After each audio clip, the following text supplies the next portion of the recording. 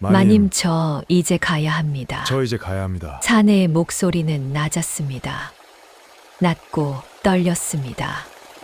빗소리가 사방을 에워싸고 처마 끝에서 쏟아지는 물줄기가 마당을 강처럼 만들어 놓은 새벽이었습니다. 사흘째였습니다. 사흘 동안 그 과부집 안에 갇혀 있었던 사내는 마침내 그 말을 입에 올렸고 방문 너머에서는 아무 소리도 들려오지 않았습니다. 아무 소리도, 빗소리만 남았습니다. 그리고 그 침묵 속에서 사내는 자신이 돌이킬 수 없는 어떤 강을 건너버렸다는 것을 느꼈습니다. 발밑에 물이 차오르듯 가슴 속에서 무언가가 차오르는 것을 느꼈습니다. 사내는 집신을 꿰어신고 등에 자루 하나를 짊어졌습니다. 그 자루 안에는 달리 든 것이 없었습니다. 며칠치 먹을 것도 갈아입을 옷도 아니었습니다. 오직 사흘 동안 그 집에서 쌓인 것들이 들어 있었습니다. 눈으로 보아서는 알 수 없는 것들이. 문고리에 손을 얹었을 때였습니다. 방문이 안에서 열렸습니다. 과부는 거기 서 있었습니다. 머리카락이 흘러내려 있었고 흰 속저고리 위에 걸친 겉옷은 채 여미지 못한 상태였습니다. 눈 밑이 부어 있었습니다.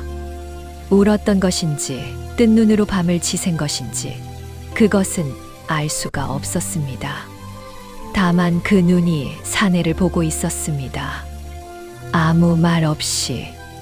사내도 아무 말을 하지 못했습니다. 두 사람 사이에 빗소리만 흘렀습니다. 이제 이 이야기를 처음부터 말씀드려야 할 것 같습니다. 왜 머슴 하나가 과부의 집에 사흘을 머물게 되었는지, 왜 그 사흘이 두 사람의 남은 생을 송두리째 바꾸어 놓았는지, 그리고 그 사흘 동안 그 지붕 아래에서 실제로 무슨 일이 있었는지를. 이것은 조선 어느 고을의 이야기입니다. 기록된 것은 아닙니다만 입에서 입으로, 마을에서 마을로 건너온 이야기입니다. 야담사랑의 이야기가 계속될 수 있도록 구독과 좋아요로 응원의 마음을 보태주세요. 자, 그럼 오늘도 감동적인 옛날 이야기 지금 바로 시작합니다. 전라도 어느 산자락, 논이 좁고 하늘이 낮은 고을이었습니다. 사람들은 그 고을을 두고 장마가 길면 사람이 변한다고 했습니다. 해마다 여름이면 산에서 내려온 물이 논두렁을 삼키고 길을 지우고 마을과 마을 사이를 끊어 놓았습니다. 그 고을에서 장마는 단순한 날씨가 아니었습니다. 장마는 운명이었습니다. 이 이야기가 시작된 것도 바로 그런 여름이었습니다. 그 사내의 이름은 돌쇠였습니다. 본래 이름이 있었는지는 알 수 없습니다. 머슴에게 이름을 붙여주는 것은 주인의 마음이었고, 주인이 붙여준 이름이 곧 그의 이름이 되는 것이 이 나라의 관습이었으니까요. 돌쇠라는 이름은 그가 12살 때 처음 들어간 양반집 대감이 붙여준 것이었습니다. 돌처럼 튼튼하게 일하라는 뜻이었는지, 아니면 그저 그 대감이 머슴들에게 늘 붙이던 이름이었는지, 그것도 알 수 없습니다. 다만 돌쇠는 그 이름으로 28회를 살아왔습니다. 28이면 젊은 나이였습니다. 하지만 그의 등은 이미 40을 넘긴 사내처럼 굽어 있었고, 손바닥은 논흙과 소여물이 베어 굳어진 가죽처럼 두꺼웠습니다. 키는 또래보다 반 뼘쯤 컸습니다만 그 키가 그에게 이로운 적은 없었습니다. 크다는 것은 더 많이 부려먹혀도 된다는 뜻이었고, 힘이 좋다는 것은 더 무거운 것을 지어도 된다는 뜻이었습니다. 조선의 머슴이란 본래 그런 존재였습니다. 돌쇠는 경상도 어느 고을에서 태어났습니다. 아비는 그가 5살 때 홍수에 쓸려갔고, 어미는 그가 8살이 되던 해에 역병으로 눈을 감았습니다. 남은 것은 아무것도 없었습니다. 집이라고 부를 것도, 논 한 떼기도, 먹을 양식도. 어미가 눈을 감은 날, 마을. 어귀의 느티나무 아래에 쪼그려 앉아 이틀을 굶은 끝에 지나가던 장수에게 손을 내밀었습니다. 그것이 돌쇠가 처음으로 남의 것을 빌어먹은 날이었습니다. 그 뒤로 12살까지의 기억은 훗날 돌쇠가 누군가에게 말한 적이 없습니다. 어디를 어떻게 떠돌았는지, 어디서 무엇을 먹었는지. 다만 12살의 전라도 어느 양반집 횡랑채에 발을 들여놓았을 때 그의 몸에는 이미 곤주림과 두들겨 맞은 흔적이 여럿 있었습니다. 그것을 본 양반집 안방마님이 한마디 했다고 합니다. 거참 사람 같지가 않게 생겼네. 그것이 돌쇠가 그 집에서 처음으로 들은 말이었습니다. 하지만 돌쇠는 불평하지 않았습니다. 적어도 먹을 것이 있었고 누울 곳이 있었습니다. 행랑채 구석 짚을 깔아 만든 자리였습니다만 그것으로 충분했습니다. 그는 새벽부터 어둑해질 때까지 일했습니다. 논을 갈고 소를 먹이고 나무를 패고 물을 길었습니다. 말이 없었고 요구가 없었고 눈에 띄지 않으려 애썼습니다. 머슴의 삶이란 투명하게 사는 것이 상책이었습니다. 눈에 띄면 일이 늘고 주목받으면 구박이 늘었습니다. 그렇게 16년을 살았습니다. 한 집에서 16년을 산 것은 아닙니다. 머슴이란 해마다 계약을 새로 하는 것이 관례였습니다. 어떤 해는 쌀 석섬을 받고 어떤 해는 2섬을 받았습니다. 풍년이면 조금 더 흉년이면 깎이기 일쑤였습니다. 계약이 마음에 들지 않아도 떠날 곳이 없으면 참아야 했고 참다 못해 떠나면 또 다른 집의 머슴이 되었습니다. 그것이 돌쇠가 아는 세상의 전부였습니다. 28 그의 봄, 돌쇠는 전라도 이 고을에 흘러들어왔습니다. 마을 이름은 굴목리라 했습니다. 산줄기가 굽이져 내려오다가 멈춘 자리에 논과 밭이 펼쳐지고 그 가운데로 개울 하나가 흘렀습니다. 그리 크지 않은 마을이었습니다. 20 남짓한 가구가 옹기종기 모여 있었고 그 중에 양반집이라 할 수 있는 것은 두어 집에 불과했습니다. 돌쇠가 들어간 곳은 이 마을 한쪽 끝에 자리한 박생원 집이었습니다. 박생원은 그해 봄새로 머슴을 구하고 있었습니다. 전에 쓰던 머슴이 발병이 나서 일을 못하게 된 탓이었습니다. 돌쇠를 한번 훑어본 박생원은 고개를 끄덕였습니다. 몸은 쓸만하겠다. 쌀 2섬 반이야. 싫으면 그만이고. 돌쇠는 고개를 숙였습니다. 예. 그것으로 계약은 끝이었습니다. 문서도 없었고 증인도 없었습니다. 머슴의 계약이란 이래 그런 것이었습니다.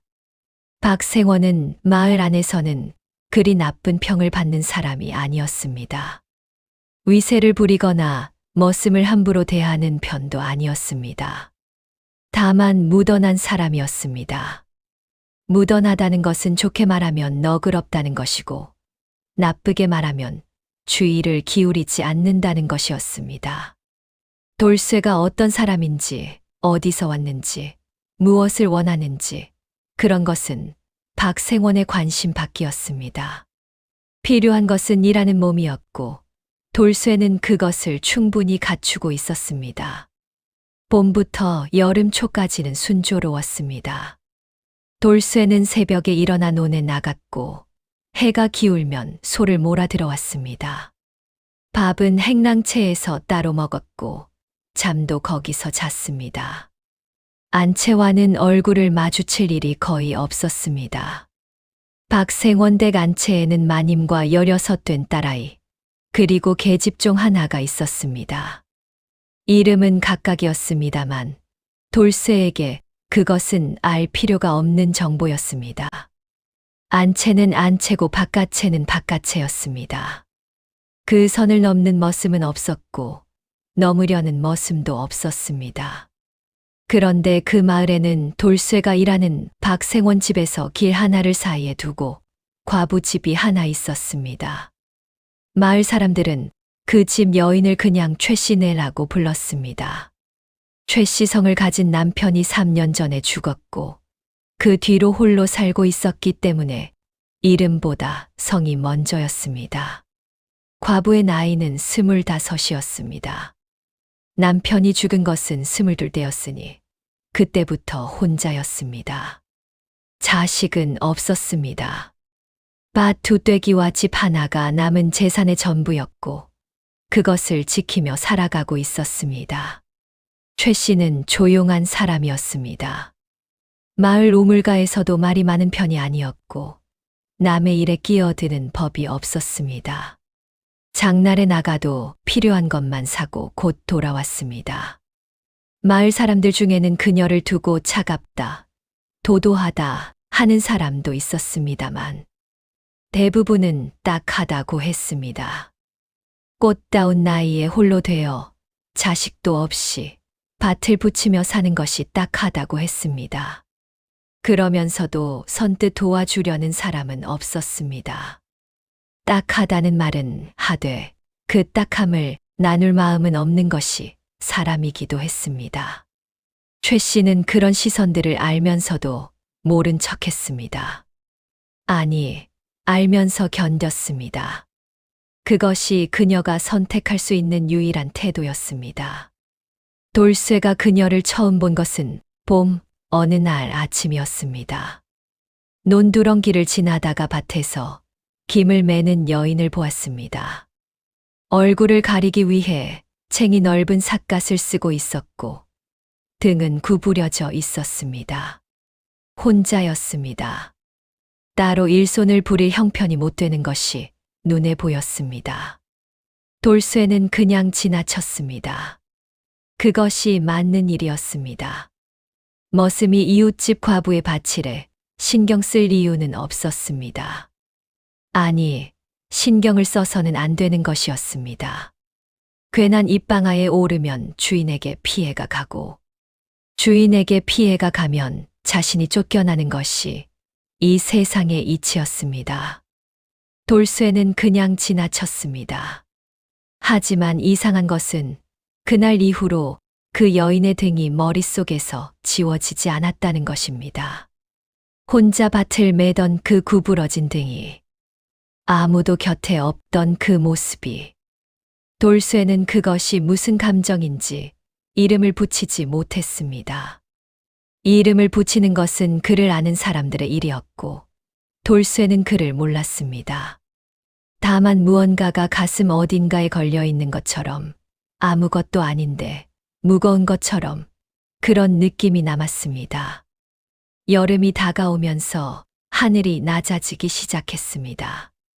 굴목 밑 사람들은 해마다 이맘때면 하늘을 올려다보며 혀를 찼습니다. 구름이 산줄기를 타고 내려오면 곧 비가 시작된다는 것을 그들은 몸으로 알고 있었습니다. 그해 여름은 유독 하늘이 무거워 보였습니다. 바람이 없었고 공기가 무거웠으며 개울물 소리가 평소보다 커져 있었습니다. 장마가 시작되기 직전의 기운이었습니다. 사람들은 서둘러 장마 준비를 했습니다. 지붕을 손보고 논두렁을 높이고 곳간을 점검했습니다.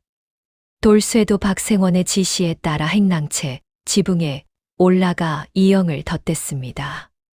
그 지붕 위에서 길 건너 과부집 지붕이 눈에 들어왔습니다. 이영이 군데군데 떠 있었습니다. 비가 들이치면 속절없이 새어들 것이 눈에 보였습니다. 돌쇠는 지붕 위에서 잠깐 그 지붕을 바라보았습니다. 그리고 다시 자신이 해야 할 일로 눈을 돌렸습니다. 그것이 맞는 일이었습니다. 그리고 장마가 왔습니다. 처음 이틀은 그저 비였습니다. 추적추적 내리는 빗속에 논이 물을 머금기 시작했고 길은 질척해졌습니다. 돌쇠는 비가 와도 해야 할 일이 있었습니다. 논두렁을 살피러 나갔다가 길을 지나다가 그날 오후에 이상한 것을 보았습니다. 과부집 부엌 쪽에서 연기가 나오고 있었습니다. 비가 오는데 연기라는 것은 이상한 일이 아닙니다. 밥을 짓는 것일 수도 있었습니다.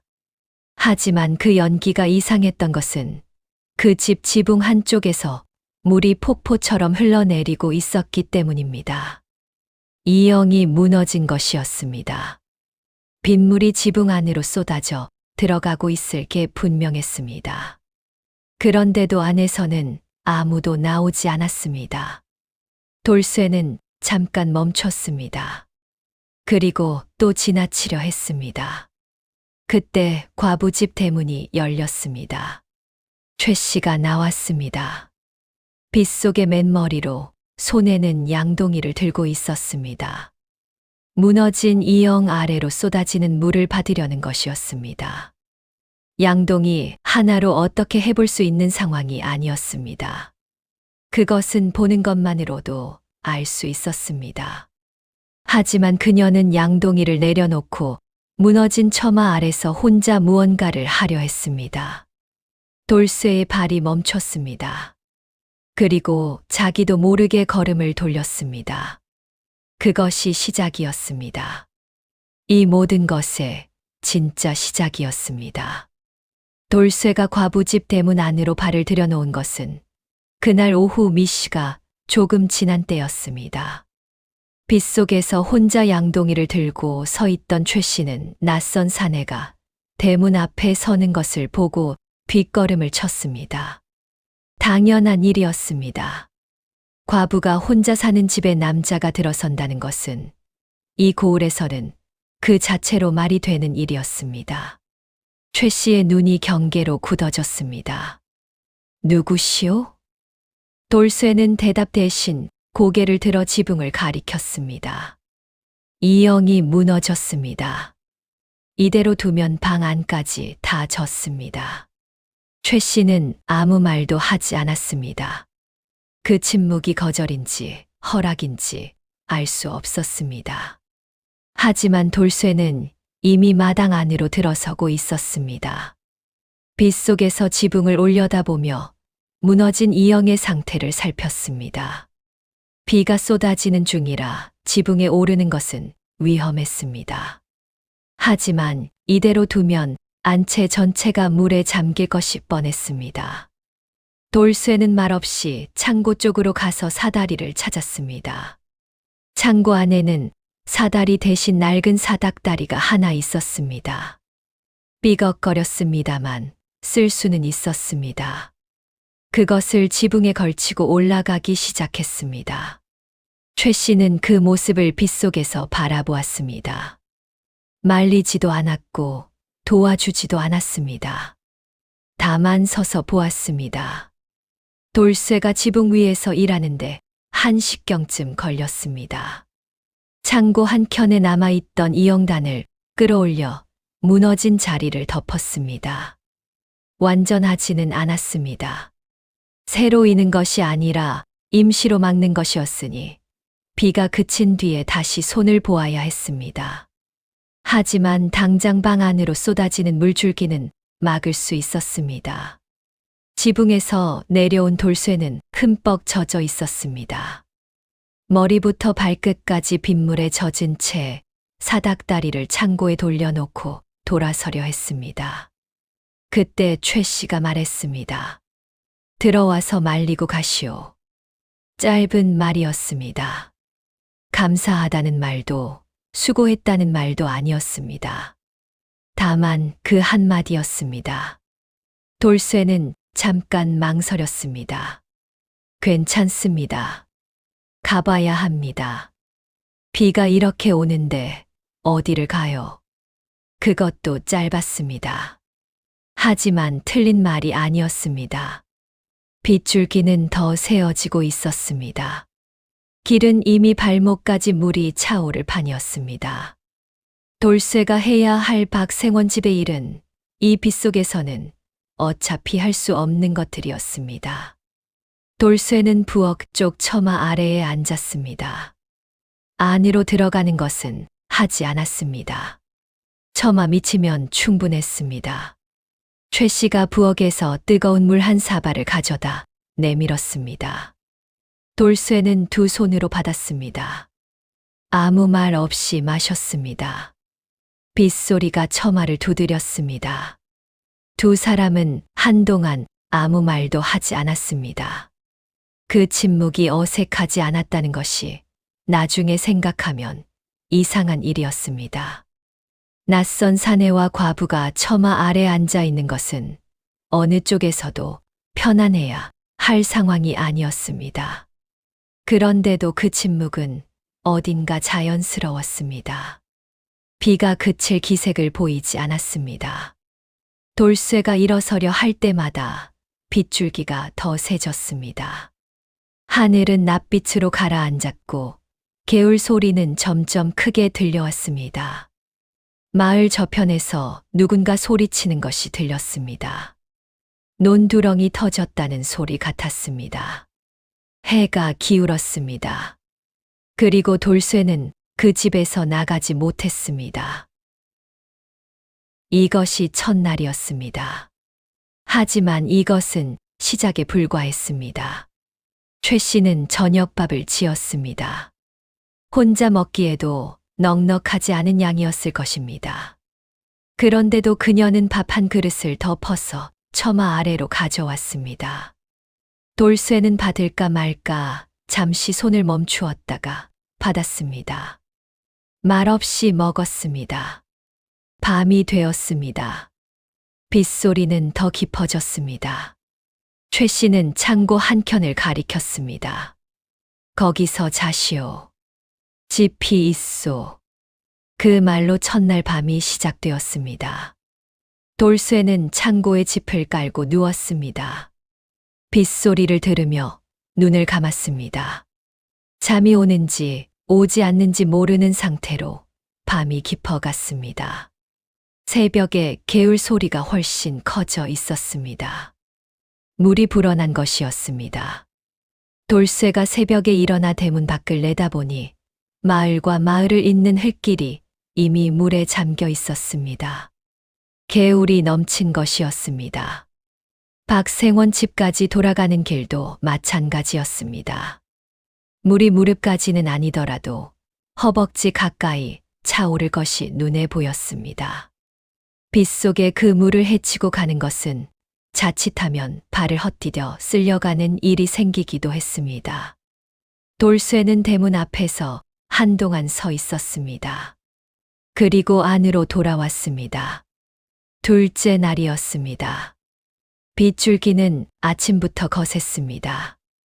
돌쇠는 창고 안에서 할 수 있는 일을 찾았습니다.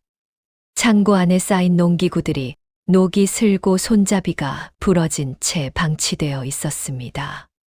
그것들을 꺼내 하나하나 손을 보기 시작했습니다.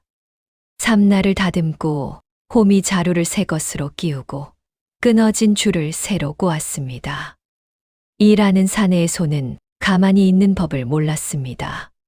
최 씨가 낮에 창고 쪽을 들여다보았습니다. 손질된 농기구들이 줄을 맞춰 세워져 있는 것을 보았습니다. 아무 말도 하지 않았습니다. 하지만 잠시 후 그 눈빛이 조금 달라져 있었습니다.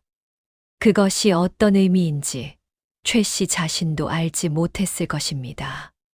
낮에 최 씨가 부엌에서 일하는 소리가 들렸습니다. 무언가를 썰고 끓이는 소리였습니다. 돌쇠는 창고에서 일을 계속했습니다. 그리고 점심 무렵 최 씨가 다시 밥을 가져왔습니다. 이번에는 국물이 있었습니다. 된장을 풀어 끓인 것이었습니다. 무언가 뿌리 채소가 들어 있었습니다. 소박했습니다. 하지만 뜨거웠고 짭조름했습니다.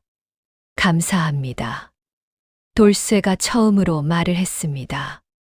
최 씨는 고개를 살짝 끄덕이고 돌아섰습니다. 그날 오후에 이상한 일이 벌어지기 시작했습니다. 마을 안쪽에서 사람들이 움직이는 소리가 들렸습니다. 빗속에도 불구하고 몇몇이 돌아다니는 것 같았습니다. 처음에는 논두렁 때문에 그러는가 싶었습니다. 하지만 소리가 점점 가까워졌고 어느 순간 과부집 담장 밖에서 웅성거리는 소리가 들렸습니다. 돌쇠는 창고 안에서 귀를 기울였습니다. 머슴이 거기 있다는 거 맞아. 내가 봤다니까. 어제 지붕에 올라가는 걸 봤어. 하루 이틀도 아니고 과부집에서 밤을 새다니. 거참. 최 씨가 불러들인 거겠지. 홀로 사는 과부가 왜 총각 머슴을. 소리는 낮았습니다만 담장을 넘어왔습니다. 돌쇠는 손을 멈췄습니다. 그 소리를 최 씨도 들었을 것입니다. 방 안에서 들었을 것입니다. 아니면 부엌에서. 어디에서 들었든 그 말들이 무엇을 의미하는지 최 씨가 모를 리 없었습니다. 돌쇠는 창고 문을 열고 나왔습니다. 담장 쪽으로 걸어갔습니다. 담장 밖의 소리가 뚝 끊겼습니다. 발소리가 멀어졌습니다.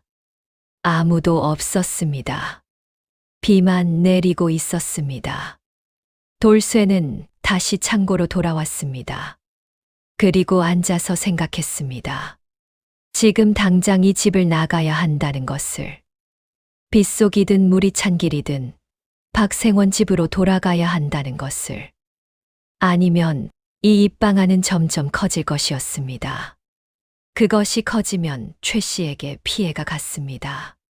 최 씨에게 피해가 가면 그녀가 이 마을에서 서 있을 자리가 더 좁아졌습니다. 나가야 했습니다. 그런데 그 순간 안채 쪽에서 소리가 들렸습니다. 쿵 하는 소리였습니다. 무언가 쓰러지는 소리. 돌쇠가 달려갔습니다. 안채 마루 아래에 최 씨가 쓰러져 있었습니다. 물독을 들다가 미끄러진 것이었습니다. 마루 끝에서 발을 헛디뎌 마당으로 떨어진 것이었습니다. 진창이 된 마당이라 크게 다치지는 않았습니다만 발목이 접혔습니다. 일어서려는데 발에 힘이 들어가지 않는 것이 눈에 보였습니다. 돌쇠는 최 씨를 부축해 마루에 앉혔습니다. 그것이 두 사람이 처음으로 몸을 맞닿은 순간이었습니다. 최 씨는 아무 말도 하지 않았습니다. 아파서인지 당황해서인지 그것도 알 수 없었습니다. 다만 발목을 끌어안고 앉아 있었습니다. 돌쇠는 창고에서 헝겊을 찾아 발목을 감았습니다. 손길이 조심스러웠습니다. 너무 세게 조이지 않으려 했고 너무 느슨하지 않으려 했습니다.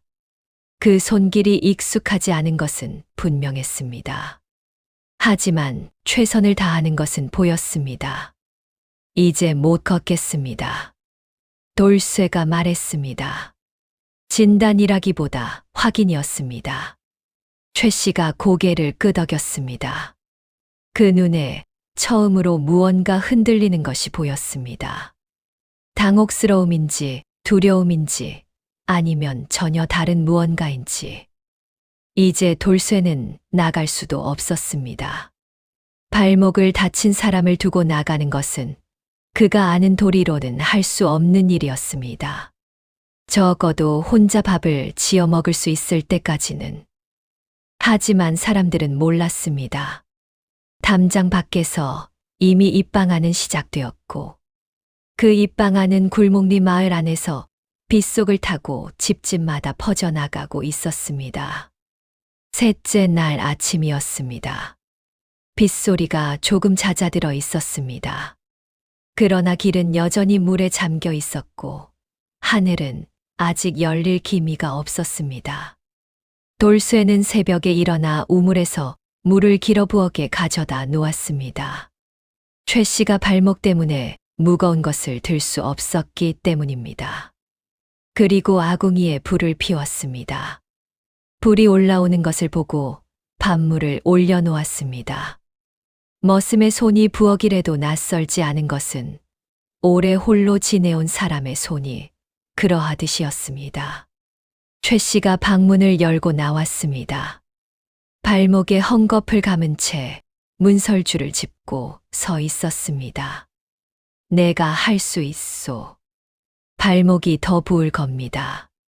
최 씨는 잠시 그 자리에 서 있다가 다시 방으로 들어갔습니다.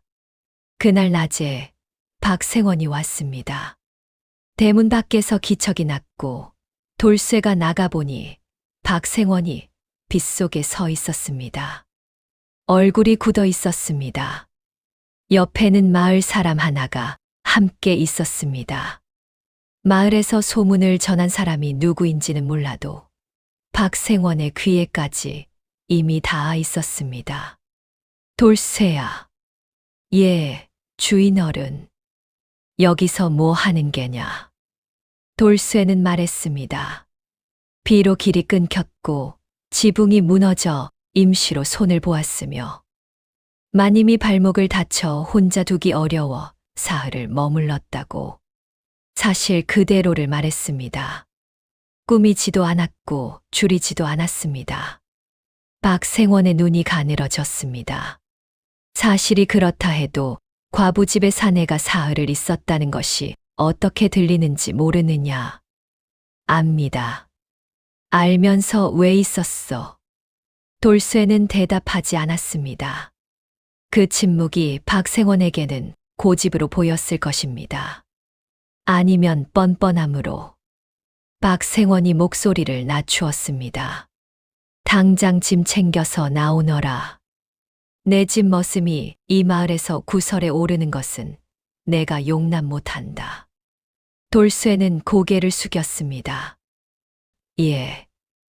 그러나 박생원이 돌아서고 마을 사람도 따라 돌아서고 발소리가 멀어지는 것을 들으면서 돌쇠는 그 자리에 서 있었습니다.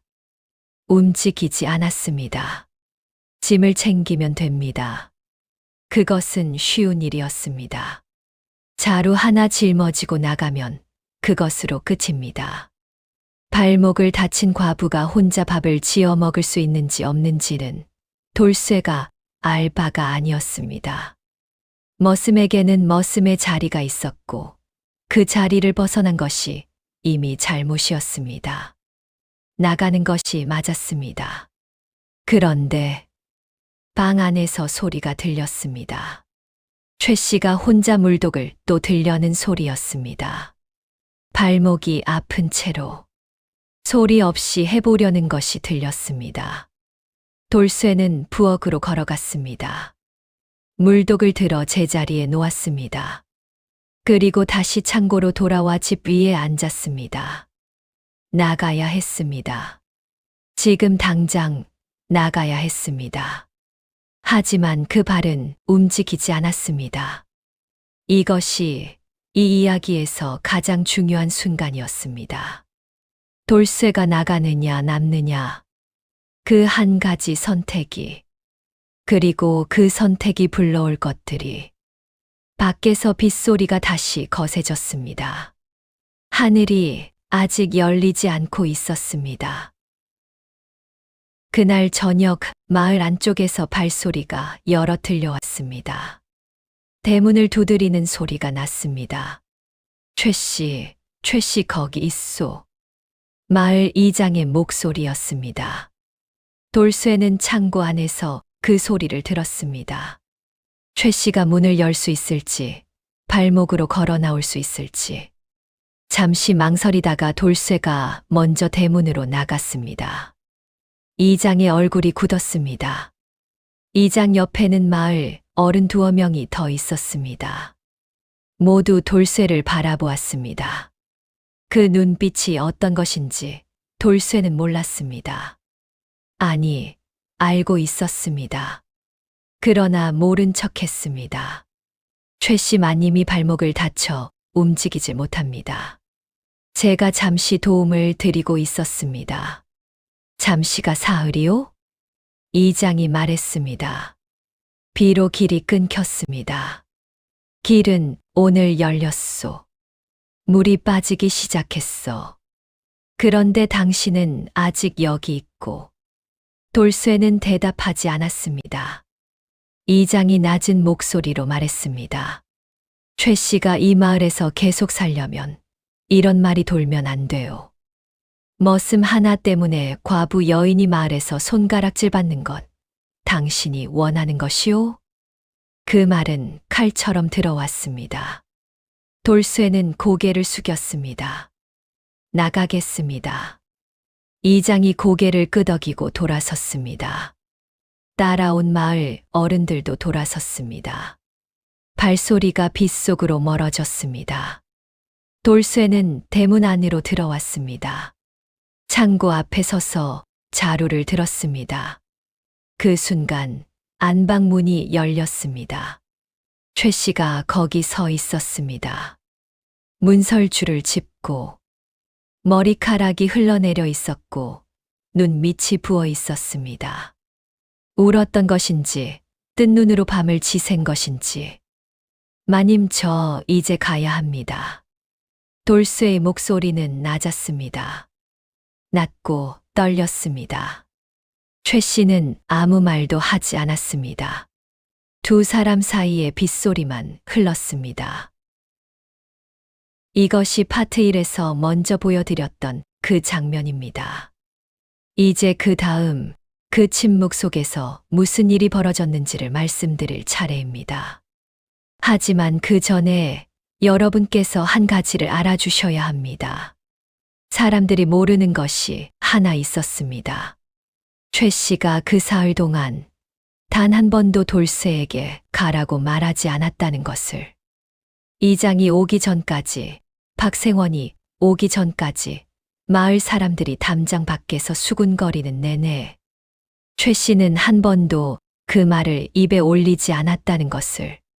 그것이 무엇을 의미하는지는 아직 말씀드릴 수 없습니다. 두 사람 사이에 빗소리만 흘렀습니다. 최 씨는 문설주를 짚은 채 서 있었고 돌쇠는 자루를 든 채 서 있었습니다. 마당에는 빗물이 고여 있었습니다. 처마 끝에서 물줄기가 떨어져 그 웅덩이를 두드렸습니다. 규칙적인 소리였습니다. 한 번, 한 번, 한 번. 그 소리 속에서 최 씨가 입을 열었습니다. 앉으시오. 돌쇠는 움직이지 않았습니다. 마을 사람들이 알고 있소. 최 씨가 말을 끊었습니다. 목소리가 흔들리지 않았습니다. 떨지도 않았습니다. 오히려 그 이전보다 더 단단한 목소리였습니다. 앉으시오. 할 말이 있소. 돌쇠는 천천히 자루를 내려놓았습니다. 그리고 마루 끝에 걸터 앉았습니다. 최 씨는 방문을 등지고 서서 잠시 먼 곳을 바라보았습니다. 빗속의 담장 너머를, 소리 없이 물이 흐르는 마당을. 그리고 말했습니다. 내 남편이 어떻게 죽었는지 이 마을 사람들이 알고 있다고 생각하오. 돌쇠는 대답하지 않았습니다. 그것은 대답을 요구하는 질문이 아니었습니다. 병으로 죽었다고들 하오. 맞소. 병이긴 했소. 최 씨가 천천히 말을 이었습니다. 그런데 그 병이 왜 났는지는 아무도 묻지 않았소. 훗날 알려진 바에 의하면 최 씨의 남편 최서방은 29에 죽었습니다. 죽기 한 해 전부터 몸이 쇠해지기 시작했고 여름을 넘기지 못하고 눈을 감았습니다. 의원이 와서 보았고 의원은 폐가 상했다고 했습니다. 무리하게 일을 한 탓이라고 했습니다. 하지만 최 씨는 알고 있었습니다. 남편이 왜 그토록 무리하게 일을 했는지를. 최서방은 이 마을 출신이 아니었습니다. 이웃 고을에서 대를 사위로 들어온 사람이었습니다. 최 씨의 집안이 내세울 것이 없었고 최서방의 집안도 마찬가지였습니다. 그러나 최 씨의 아버지는 살아생전에 밭 2떼기를 가지고 있었고 그것이 혼처를 만든 재산이었습니다. 문제는 최 씨의 아버지가 빚을 지고 있었다는 것이었습니다. 오래된 빚이었습니다. 흉년에 빌린 쌀이 원금보다 이자가 더 커져 있었고, 그 빚은 최 씨가 시집 온 뒤에도 사위인 최서방에게 넘어왔습니다. 채권자는 마을에서 제법 세도를 부리는 강 씨 집안이었습니다. 강 씨는 돈을 빌려주고 거두어 들이는 것으로 논밭을 불려나가는 사람이었습니다. 이자를 갚지 못하면 밭을 내놓으라 했고, 밭을 내놓지 못하면 사람을 내놓으라 했습니다. 사람을 내놓는다는 것은 머슴이 되거나 종이 되거나 하는 것이었습니다. 최서방은 이를 악물었습니다. 밭을 지키기 위해, 최 씨를 지키기 위해 남의 집 일을 닥치는 대로 했습니다. 장마철에도 한겨울에도 몸이 버텨주는 한 멈추지 않았습니다. 그리고 몸이 버텨주지 못하게 되었을 때 이미 늦어 있었습니다. 최서방이 죽은 뒤에도 빚은 남아 있었습니다. 강 씨는 최 씨를 찾아왔습니다. 남편이 죽었으니 이제 어찌할 것이냐고 물었습니다. 밭을 내놓겠느냐 아니면 다른 방법이 있겠느냐고. 그 말에서 다른 방법이 무엇인지는 굳이 설명하지 않아도 알 수 있었습니다. 과부 혼자 남았으니 강 씨의 집에 들어오는 것을 생각해 보라는 뜻이었습니다. 첩이 되라는 것이었습니다. 최 씨는 대답하지 않았습니다. 그리고 강 씨가 돌아간 뒤 문을 걸어 잠갔습니다. 그날부터 3년이었습니다. 밭을 붙여 조금씩 빚을 갚아 나갔습니다. 강 씨는 2번 더 찾아왔습니다. 2번 다 최 씨는 대문을 열지 않았습니다. 마을 사람들은 그런 최 씨를 두고 독하다고 했습니다. 여자 혼자서 어떻게 버티냐고도 했습니다. 하지만 아무도 도와주지 않았습니다.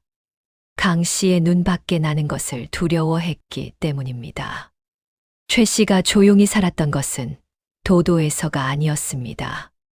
조용히 있는 것이 유일한 방어였기 때문이었습니다.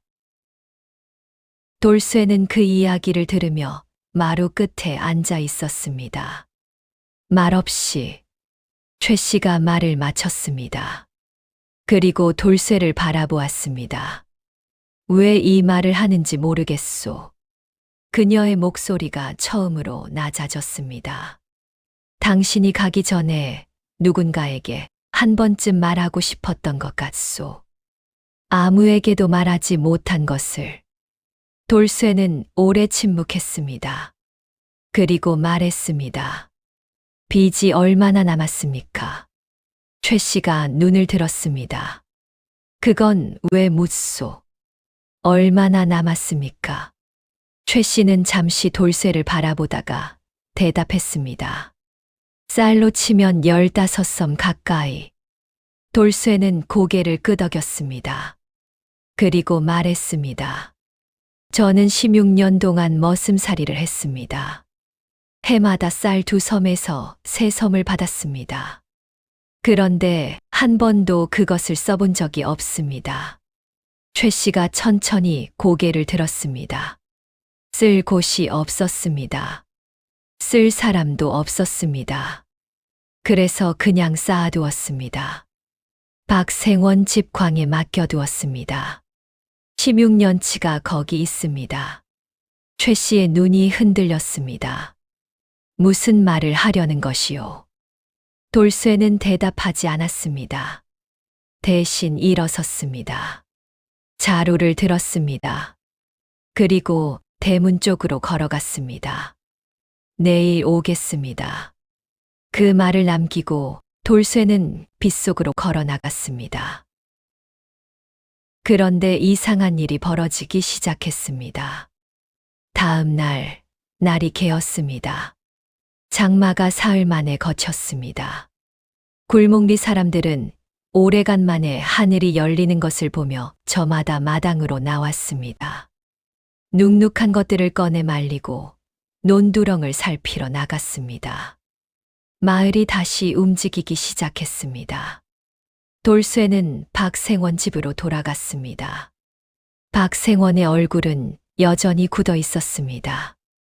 돌쇠를 보자마자 말했습니다. 계약은 끝이다. 오늘로. 돌쇠는 고개를 숙였습니다. 예.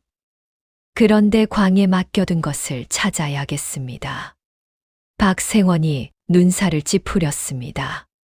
광에 맡긴 게 뭔데?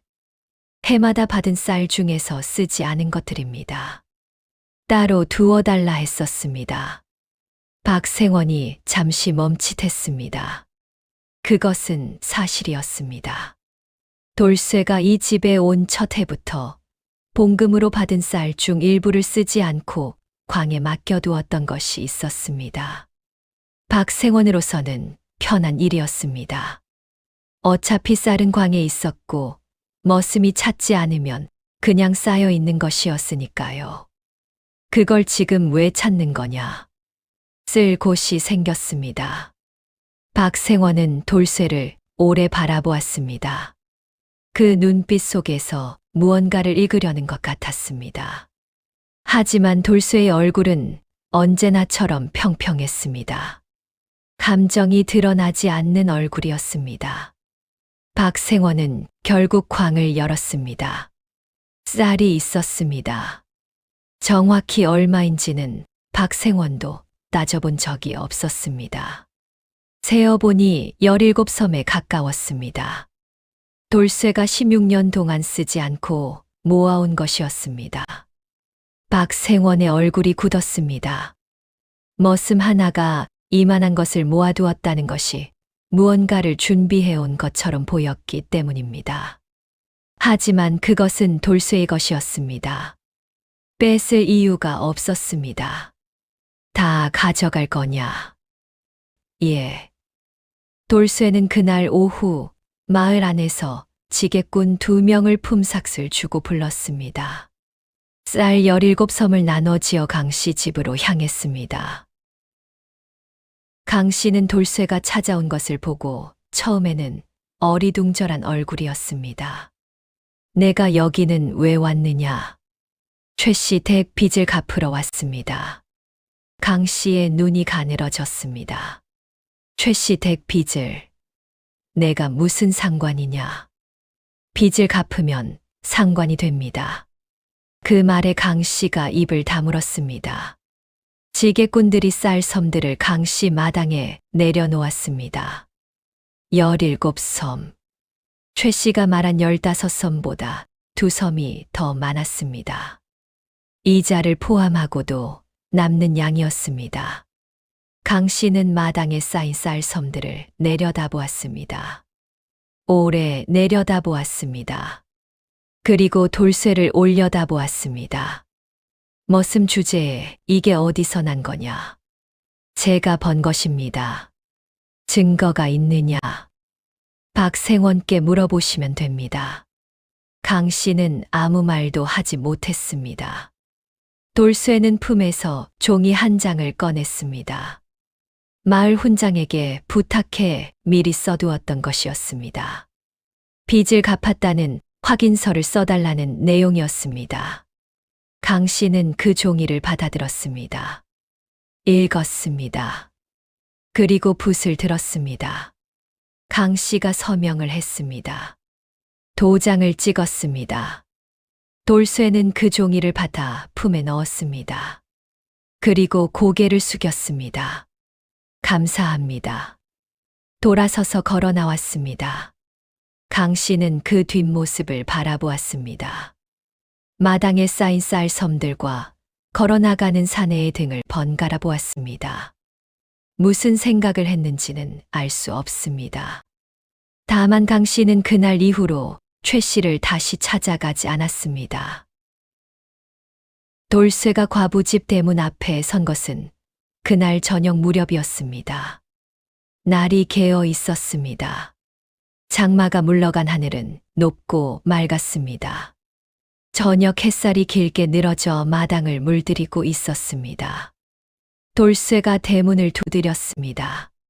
최 씨가 문을 열었습니다. 발목에 감았던 헝겊이 아직 있었습니다. 그 눈이 돌쇠를 보았습니다. 그리고 돌쇠의 손에 들린 종이를 보았습니다. 돌쇠가 그 종이를 내밀었습니다. 최 씨는 받았습니다. 펼쳤습니다. 읽었습니다. 그 얼굴이 천천히 변했습니다. 무슨 표정인지 이름 붙이기 어려운 것이었습니다. 당혹스러움과 놀라움과 무언가 오래된 것이, 풀리는 것이 한꺼번에 섞인 얼굴이었습니다. 이게 빚을 다 갚았습니다. 이자까지 포함해서 강 씨가 더 이상 찾아오지 않을 겁니다. 최 씨의 눈이 붉어졌습니다. 왜 이런 것을? 돌쇠는 대답하지 않았습니다. 최 씨가 다시 물었습니다. 당신이 16년 동안 모은 것이라 했소. 그걸 왜 나한테? 돌쇠는 잠시 먼 곳을 보았습니다. 마당 너머 장마가 거친 하늘을 보았습니다. 저도 모릅니다. 그 말이 거짓이 아니었습니다. 돌쇠는 정말 몰랐습니다. 왜 그 여인이 밭을 매던 등이 지워지지 않았는지, 왜 발목을 다친 사람을 두고 나갈 수 없었는지, 왜 16년을 모은 것을 이 자리에서 이 사람에게 쓰게 되었는지, 이름을 붙일 수 없는 것들이 있었습니다. 그러나 그것들이 모여서 결국 이 자리까지 왔습니다. 최 씨의 눈에서 눈물이 흘렀습니다. 소리 없이 흘렀습니다. 훌쩍이지도 않았고 손으로 닦지도 않았습니다. 그냥 흘렀습니다. 돌쇠는 그것을 보았습니다. 그리고 고개를 숙였습니다. 이제 가겠습니다. 돌아섰습니다. 잠깐, 최 씨가 말했습니다. 돌쇠가 멈췄습니다. 당신 이름이 뭐요? 돌쇠입니다. 그게 진짜 이름이요? 돌쇠는 잠시 멈추었습니다. 모릅니다. 주인이 붙여준 이름입니다. 최 씨가 조용히 말했습니다. 진짜 이름은 없소. 없습니다. 없었습니다. 침묵이 흘렀습니다. 최 씨가 말했습니다. 내 남편 이름이 최인수였소. 어진 수시오자의 물수쇼이자 물처럼 어질게 살라는 뜻이었다 했소. 돌쇠는 그 말을 들었습니다. 왜 그 말을 하는지 알 수 없었습니다. 하지만 들었습니다. 당신도 이름이 있어야 하오. 돌쇠는 고개를 들었습니다. 최 씨가 말을 이었습니다. 돌석수자. 돌처럼 단단하다는 것은 알겠소. 그런데 돌도 물을 만나면 둥그러지요. 당신도 그런 사람인 것 같소. 그 말에 돌쇠의 무언가가 흔들렸습니다. 오래 흔들리지 않던 것이. 마을 사람들이 이 일을 알게 된 것은 며칠이 지나서였습니다. 강 씨 집에서 소문이 새어나왔습니다. 머슴 하나가 쌀 17섬을 가져와 과부의 빚을 다 갚았다는 것이었습니다. 처음에는 믿는 사람이 없었습니다. 머슴이 쌀 17섬이라니 있을 수 없는 일이었습니다. 하지만 박생원이 확인해 주었습니다. 돌쇠가 16년 동안 쓰지 않고 모아둔 것이 맞다고. 마을이 술렁거렸습니다. 사람들의 반응은 저마다 달랐습니다. 혀를 차는 사람이 있었습니다. 머슴이 제 분수도 모르고 과부한테 홀렸다는 것이었습니다. 고개를 끄덕이는 사람도 있었습니다. 강 씨한테 시달리던 최 씨가 이제 좀 살겠다는 것이었습니다. 박생원은 한동안 말이 없었습니다. 이장은 그날 저녁 홀로 앉아 술을 한 잔 마셨다고 합니다. 그 이유는 알 수 없습니다. 다만 이장이 돌쇠에게 했던 말, 최 씨가 이 마을에서 계속 살려면 이런 말이 돌면 안 된다고 했던 그 말이 이제 다르게 들렸을 것입니다. 마을 사람들이 외면하는 동안, 담장 밖에서 수군거리는 동안, 정작 손을 내민 것은 아무 연고도 없는 머슴 하나였다는 것이. 그런데 이 이야기에서 사람들이 가장 오래 이야기하는 장면은 그것이 아닙니다. 돌쇠가 과부집 대문을 나서던 그날 저녁 마을 어귀에서 한 노인이 그를 불러 세웠다고 합니다. 마을에서 가장 나이 많은 어른이었습니다. 80을 넘긴 노인이었고 눈이 침침해서 지팡이를 짚고 다니는 사람이었습니다. 거기 머슴 아니냐? 예, 어르신. 쌀을 다 썼다고 들었다. 예. 노인이 한동안 침묵했습니다. 그리고 말했습니다. 후회하지 않느냐? 돌쇠는 잠시 생각했습니다. 모르겠습니다. 모른다는 것은 후회도 아니고 안 후회도 아닌 것이로구나. 예.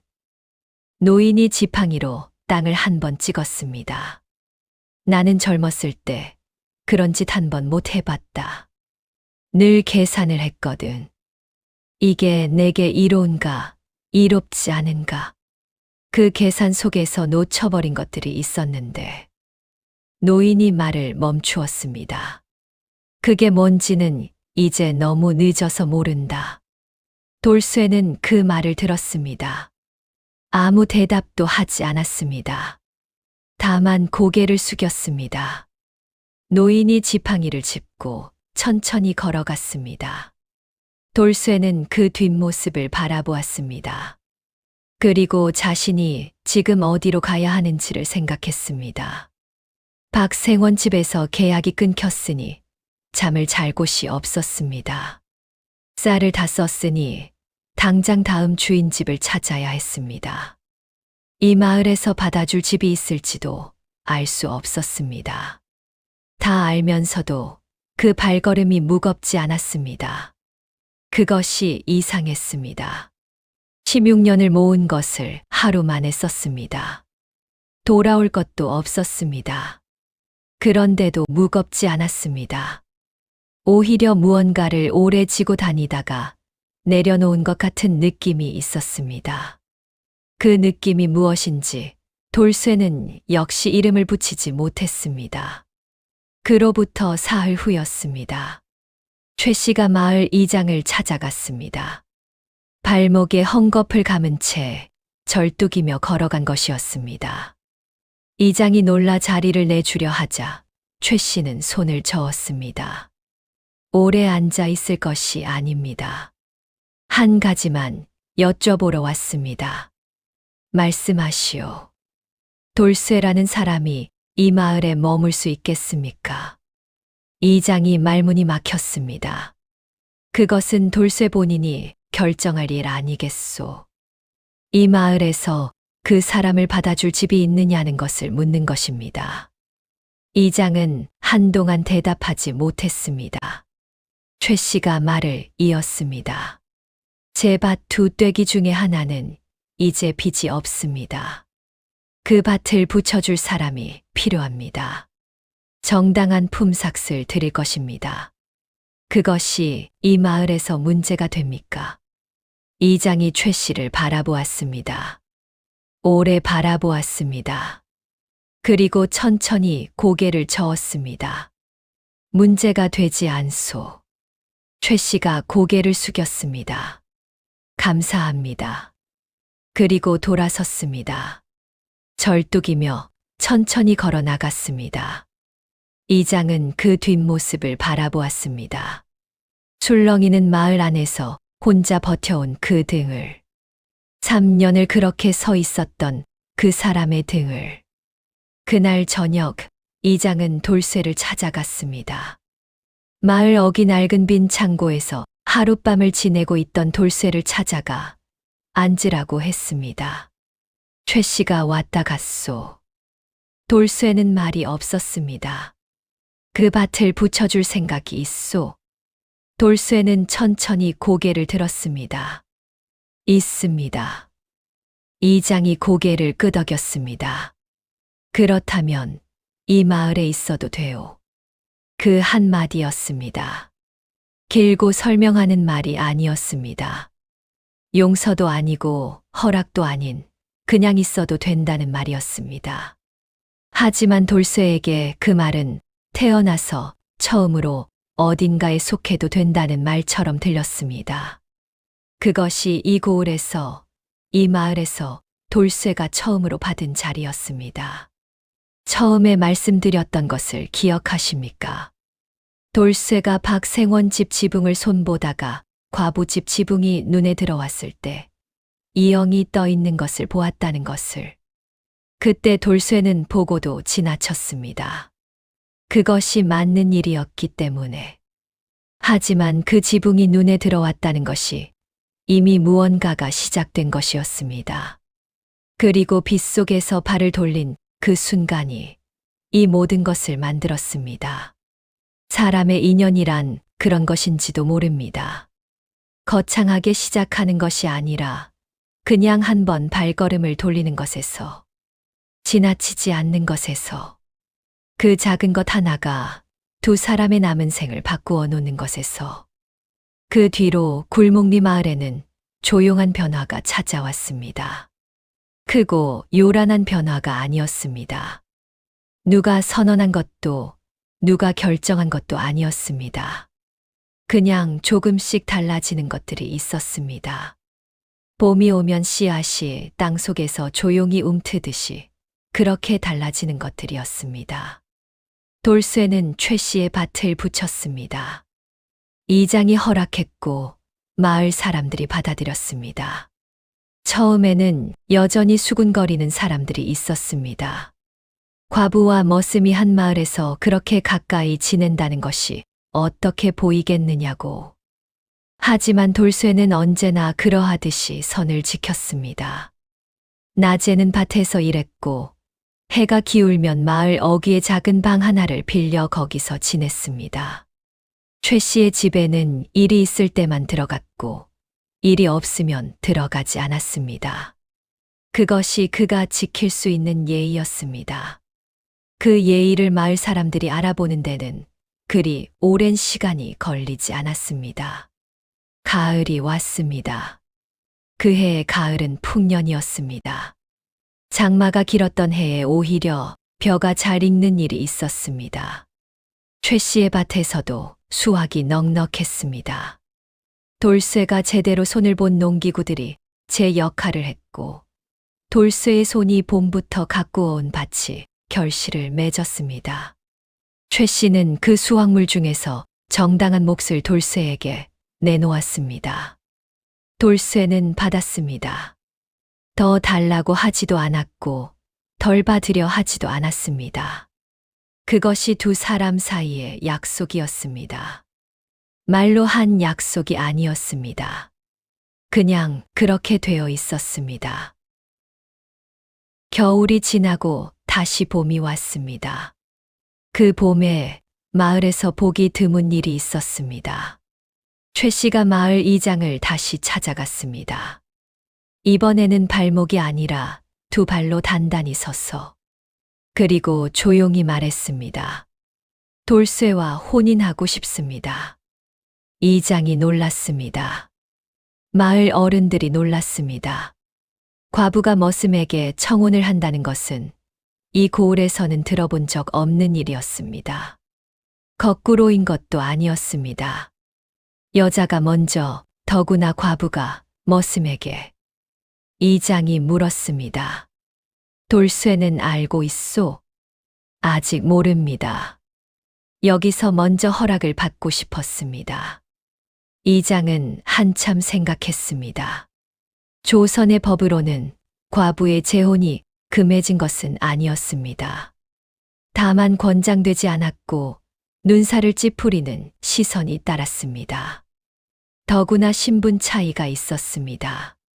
최 씨는 비록 가난하나 양인이었고 돌쇠는 머슴이었습니다. 태어난 곳도 알 수 없고 성씨도 없는 사람이었습니다. 그 모든 것을 알면서도 최 씨가 이 자리에 온 것이었습니다. 이장이 물었습니다. 왜 그 사람이요? 최 씨는 잠시 침묵했습니다. 그리고 말했습니다. 3년 동안 아무도 이 집 대문을 두드리지 않았습니다. 비가 오는 날에도, 힘든 날에도 그냥 딱 하다는 말만 했습니다. 그런데 그 사람은 비 오는 날 지붕에 올라갔습니다. 이장은 아무 말도 하지 않았습니다. 그것이 전부입니다. 최 씨가 말을 마쳤습니다. 이장은 오래 앉아 있었습니다. 그리고 천천히 고개를 끄덕였습니다. 이 마을에서 막을 사람은 없소. 돌쇠가 그 소식을 들은 것은 밭에서 일하다가였습니다. 마을 아이 하나가 뛰어와서 전했습니다. 이장 어른이 부른다고. 이장 집에 갔더니 이장이 앉아 있었고 옆에 마을 어른 몇이 있었습니다. 그리고 이장이 말했습니다. 최 씨가 자네한테 혼인을 청한다고 하더군. 돌쇠는 그 말을 들었습니다. 움직이지 않았습니다. 아무 표정도 없었습니다. 이장이 그 얼굴을 살피며 물었습니다. 자네 생각은 어떤가? 돌쇠는 오래 침묵했습니다. 그 침묵 속에서 16년의 기억이 지나갔을 것입니다. 12살의 행랑채에 들어서던 날, 사람 같지가 않게 생겼다던 그 말, 해마다 계약을 새로 하며 집집마다 옮겨 다니던 날들, 이름이 없었던 것, 쓸 사람이 없어 모아두기만 했던 쌀, 그 모든 것들이 그 침묵 속에 있었을 것입니다. 그리고 사흘 동안의 빗소리가, 처마 아래서 마신 뜨거운 물 한 사발이 돌석 쓰자 물을 만나면 둥그러진다던 그 말이, 돌쇠가 말했습니다. 감당할 수 있을지 모르겠습니다. 이장이 눈을 가늘게 떴습니다. 그게 거절인가, 수락인가? 수락입니다. 이장 집에서 웃음소리가 났습니다. 마을 어른들이 서로를 바라보며 처음으로 이 일에 대해 환하게 웃었습니다. 혼인은 그해 늦봄에 치러졌습니다. 마을에서 흔히 보는 혼례와는 달랐습니다. 사당도 없었고 화려한 혼수도 없었습니다. 마을 어귀 느티나무 아래에서 마을 사람 몇이 지켜보는 가운데 조촐하게 이루어졌습니다. 이장이 주례를 섰습니다. 돌쇠는 빌린 도포를 입었습니다. 최 씨는 시집 올 때 가져왔던 고이 접어둔 옷을 꺼내 입었습니다. 두 사람이 맞절을 했습니다. 그것으로 끝이었습니다. 복잡하지 않았습니다. 요란하지 않았습니다. 그러나 그 자리에 있던 사람들은 나중에 이 날을 이야기할 때 무언가 가슴 한켠이 따뜻해지는 것을 느꼈다고 했습니다. 특별히 감동적인 장면이 있었던 것이 아니었습니다. 그냥 두 사람이 마주보며 절하는 그 모습이 그랬습니다. 오래 혼자였던 두 사람이 이제 마주 서 있다는 것이. 그 뒤로 두 사람은 굴목리에서 살았습니다.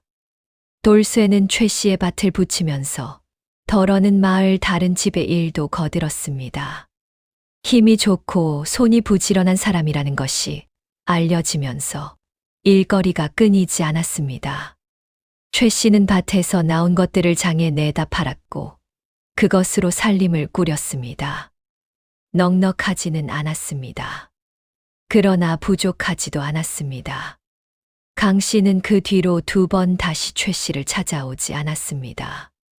마을 사람들은 강 씨가 돌쇠를 두려워한다고 했습니다만 실제로는 두려움이 아니었을 것입니다. 부끄러움에 가까운 것이었을 것입니다. 머슴 하나가 16년을 모은 것을 내놓아 빚을 갚는 것을 보았을 때 그 앞에서 무언가 무너지는 것이 있었을 것입니다. 그것이 무엇인지는 강 씨 스스로도 몰랐겠지만 이장은 이 이야기를 오래 간직했다고 합니다. 마을에 어려운 일이 생기거나 사람들 사이에 다툼이 생기거나 할 때 이장은 이 이야기를 꺼냈다고 합니다. 장마 때 머슴이 과부 집 지붕에 올라간 이야기를. 그 이야기를 꺼낼 때마다 사람들이 조용해졌다고 합니다. 특별히 교훈을 말하지 않아도 그냥 조용해졌다고 합니다. 돌쇠와 최 씨 사이에는 훗날 아이가 둘 생겼습니다. 위로 아들이었고 아래로 딸이었습니다. 아들이 태어났을 때 돌쇠는 이름을 어떻게 지을지 오래 생각했습니다. 아이 이름을 지어줄 수 있다는 것이 처음 겪는 일이었기 때문입니다. 자신은 이름이 없었습니다. 아니, 있었지만 자신이 지은 이름이 아니었습니다. 그런데 이 아이의 이름은 자신이 지어줄 수 있었습니다. 돌쇠는 며칠을 생각한 끝에 최 씨에게 말했습니다. 물이 닿으면 어디서든 살아난다는 뜻으로 윤윤이라 하면 어떻겠습니까? 윤. 촉촉하다는 뜻, 적신다는 뜻, 생기를 준다는 뜻의 글자였습니다. 최 씨가 고개를 끄덕였습니다. 좋소. 그리고 덧붙였습니다. 당신도 이제 성씨를 가져야 하지 않겠소. 돌쇠는 멈칫했습니다. 머슴에게 성씨가 어디 있겠습니까? 머슴이 아니요. 이제 그 말에 돌쇠는 오래 침묵했습니다. 최 씨가 말을 이었습니다. 내 성을 따르시오. 최 씨. 조선의 법으로 남자가 여자의 성을 따르는 것은 흔한 일이 아니었습니다. 대릴사위가 처가의 성을 쓰는 경우가 있기는 했습니다만 그것도 드문 일이었습니다. 그러나 이 마을에서 그것을 막을 사람은 없었습니다. 이장도 마을 어른들도 아무도 막지 않았습니다. 그날부터 돌쇠는 최 씨 성을 썼습니다. 이름 없이 살아온 사내에게 마흔이 다 되어서야 성씨가 생겼습니다. 아들의 이름은 최윤이 되었습니다. 훗날 알려진 바에 의하면 이 이야기는 굴목리 마을에서 몇 대에 걸쳐 전해졌다고 합니다. 최 씨와 돌쇠의 아들 최윤은 자라서 마을의 일을 맡는 사람이 되었습니다. 학문을 배울 기회가 없었음에도 총명하고 부지런하다는 평을 받았습니다. 그가 마을 일을 맡게 된 것은 아버지 돌쇠의 성품을 닮은 것이라고 사람들이 말했습니다. 말이 없고 계산하지 않으며 필요할 때 손을 내미는 사람이라고. 최윤이 나중에 자기 아이들에게 이 이야기를 들려주었다고 합니다. 할아버지 아닌 아버지의 이야기를. 비 오는 날 지붕에 올라간 사람의 이야기를. 16년을 모은 쌀을 하루 만에 쓴 사람의 이야기를. 그리고 처음으로 성씨를 받은 날의 이야기를. 아이들이 물었다고 합니다. 아버지, 그런 사람이 진짜 있었어요? 최윤이 대답했다고 합니다. 있었다. 바로 여기 있었다. 돌쇠가 언제 눈을 감았는지는 기록에 없습니다. 마을 사람들의 기억 속에서 그는 늙어서도 여전히 밭에서 일하는 사람이었습니다. 허리가 굽어도 손이 멈추지 않는 사람이었습니다. 최 씨가 먼저 눈을 감았는지 돌쇠가 먼저였는지도 알 수 없습니다. 다만 두 사람이 나란히 굴목리 비싼 양지 바른 자리에 묻혔다는 것만 전해집니다. 묘비 같은 것은 없었습니다.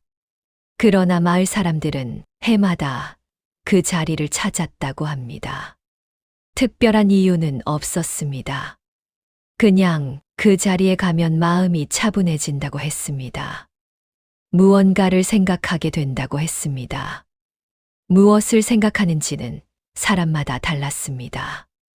어떤 사람은 자신이 지나쳐온 것들을 생각했고, 어떤 사람은 손을 내밀지 못했던 어떤 날을 생각했고, 어떤 사람은 그냥 조용히 앉아 있다 내려왔습니다.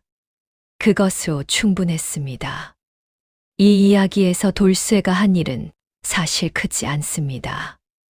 비 오는 날 지붕에 올라갔고 발목 다친 사람 곁에 있었으며 모아둔 것을 썼습니다. 영웅적인 일이 아니었습니다. 그런데도 그 작은 것들이 두 사람의 삶을 통째로 바꾸었습니다. 어쩌면 우리가 살면서 놓치는 것들은 거창한 기회가 아닐지도 모릅니다. 비 오는 날 그냥 지나쳤더라면 아무 일도 없었을 그 순간. 발걸음을 돌리느냐, 돌리지 않느냐. 그 작은 차이가 전부였습니다. 만약 여러분이 그 빗속의 돌쇠였다면 발걸음을 돌렸겠습니까? 아니면 그냥 지나쳤겠습니까? 오늘 이야기가 마음에 깊은 울림이 있었다면 구독, 좋아요 한 번만 눌러주세요. 소중한 인연이 이어졌으면 합니다. 여러분의 따뜻한 마음에 가슴 뭉클한 사연으로 정성껏 보답하겠습니다. 알림 설정까지 해두시면 새 영상 올라올 때 바로 보실 수 있어요. 구독과 좋아요는 정말 야담사랑에 큰 힘이 됩니다. 오랜 시간 야담사랑과 함께 해주셔서 감사합니다.